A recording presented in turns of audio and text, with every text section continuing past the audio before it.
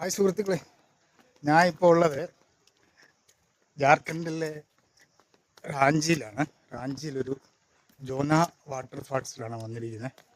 ഇവിടുന്ന് നമ്മൾ അങ്ങോട്ട് നടന്നുകൊണ്ടിരിക്കുകയാണ് വാട്ടർഫാൾസിലേക്ക്.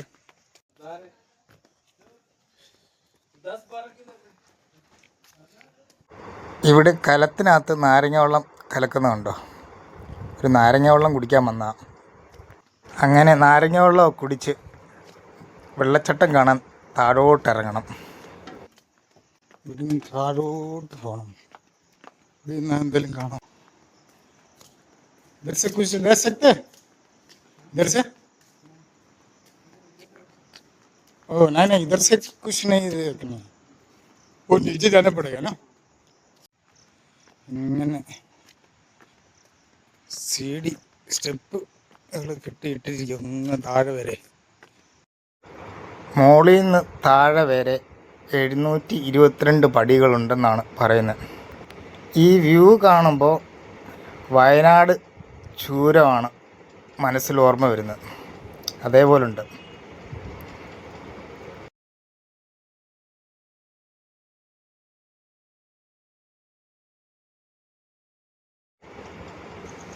ഇവിടെ ഒരു ചെറിയ അമ്പലമാണ്. ചെറിയൊരു അമ്പലമായിരുന്നു. नीचे जाना पड़ेगा.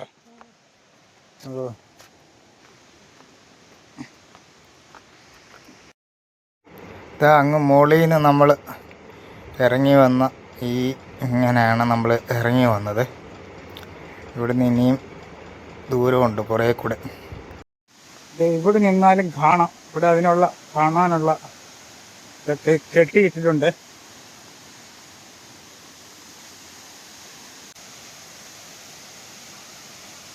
ഈ അങ്ങ് മുകളിൽ നിന്ന് വരുന്നതാണ്. ഇവിടെ മൊത്തം കാണാനില്ല, വ്യൂ കിട്ടുകയല്ല ഇവിടുന്ന്. അവിടെ താഴെ ഇങ്ങ് പോകണം. താഴെ പോയി നിന്നാൽ നല്ല വ്യൂ കിട്ടും.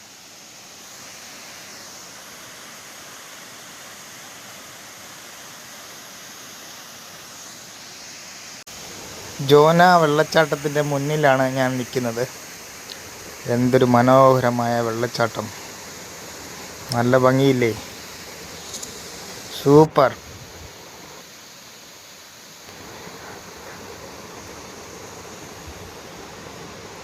അങ്ങ് താഴോട്ടും ചെറിയ ചെറിയ വെള്ളച്ചാട്ടങ്ങളുണ്ട്.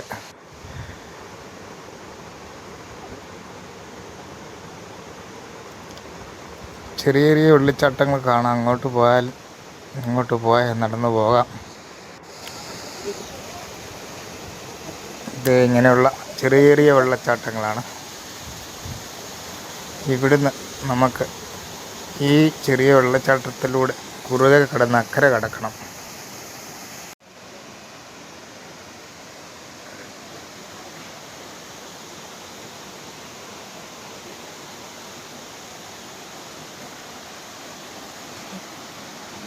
കുറേ ഉണ്ട്. ഇങ്ങനെ കുറേ ഏക്കർ കണക്കിനാണ് ഇങ്ങനെ ചെറുതും വലുതുമായിട്ട് ഒറ്റ നദിയിൽ നിന്നുള്ള വെള്ളച്ചാട്ടം.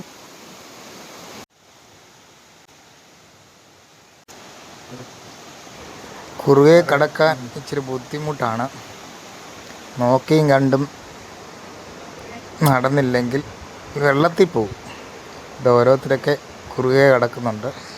നമുക്കിതിൻ്റെ അക്കരെ കടക്കണം. ഈ പയ്യൻ പറയും നിസ്സാരമാണെന്ന് പറയും. അവനൊക്കെ ഡെയിലി ഇതുവഴി പോവുകയും വരികയൊക്കെ ചെയ്യുന്നത്, അതുകൊണ്ട് അവന് നിസ്സാരം.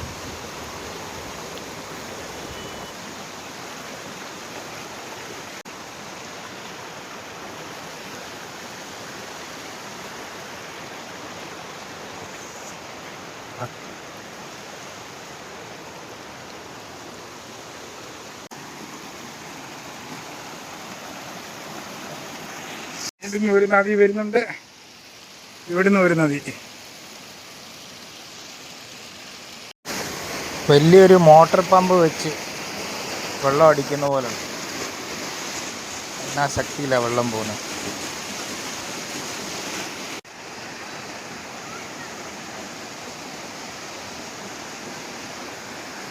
കേബിൾ കാറൊക്കെ ഉണ്ടായിരുന്നതാണ്, അതൊന്നും ഇപ്പം ഇല്ല.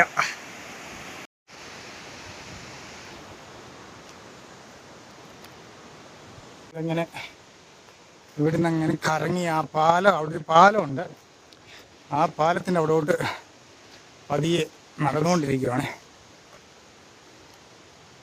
വളരെ സാഹസികമായിട്ടാണ് നമ്മൾ ഇങ്ങേപ്പറ കടന്നത്.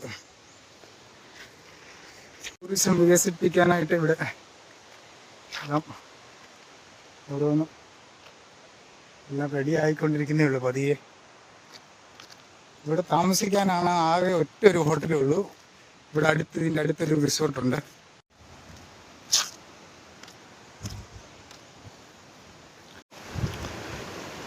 അങ്ങനെ നമ്മൾ ഈ പാലത്തെ വന്നിട്ടുണ്ട്. നമ്മളിവിടെ നിന്ന് നോക്കിക്കഴിഞ്ഞാൽ അങ്ങ് ആ വെള്ളച്ചാട്ടത്തിൻ്റെ അവിടെ നിന്നാണ് നമ്മൾ ഇങ്ങേപ്പുറം വന്ന് ഈ പാലത്തെ വന്നത്.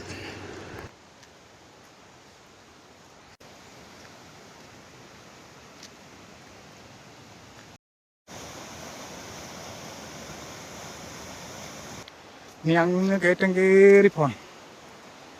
അത് ഓർക്കുമ്പോളേ അയ്യോ തളർന്നു, കയറി ഉപ്പാട് വന്നു. വിളിച്ചിട്ട് നേരെ ഇരുന്ന് റെസ്റ്റ് എടുത്തിട്ട് പോവാം. വരുന്ന ടൈമിൽ കൂൾ ഡ്രിങ്ക്സ് ഒക്കെ മേടിച്ചോണ്ട് വന്നായിരുന്നു.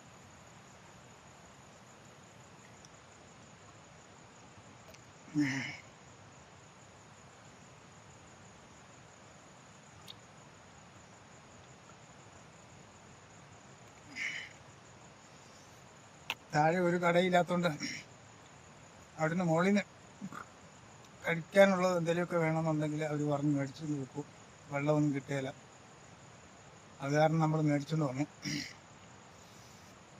ഇവിടെ ഇച്ചിരി ചൂട് ഉള്ളതുകൊണ്ട് ഇച്ചിരി ബുദ്ധിമുട്ട്, ഈ കയറ്റവും ഒക്കെ ഇറങ്ങിയും കയറിയുള്ള ഇത്. ഇടയ്ക്ക് ചാറുന്നുമുണ്ട് മഴ, എന്നാലും ചൂടുണ്ട് നല്ല. കഴിഞ്ഞ പ്രാവശ്യം സിൽഗുഡിയിലായിരുന്നപ്പം അന്ന് നല്ല മഴയായിരുന്നു.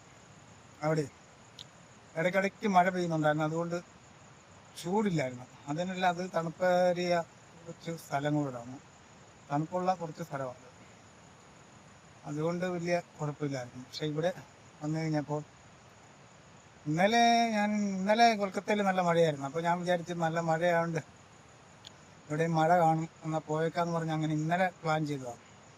അങ്ങനെ ട്രെയിൻ കയറി ഇത് വന്ന് ഇറങ്ങി രാവിലെ, അങ്ങനെ ഇവിടോട്ട് വന്നു. ഏതായാലും വെള്ളച്ചാട്ടമൊക്കെ അടിപൊളി സൂപ്പറാണ്. പക്ഷേ ഈ ഇച്ചിരി ചൂടുള്ളതുകൊണ്ടുള്ള ഒരു പ്രോബ്ലം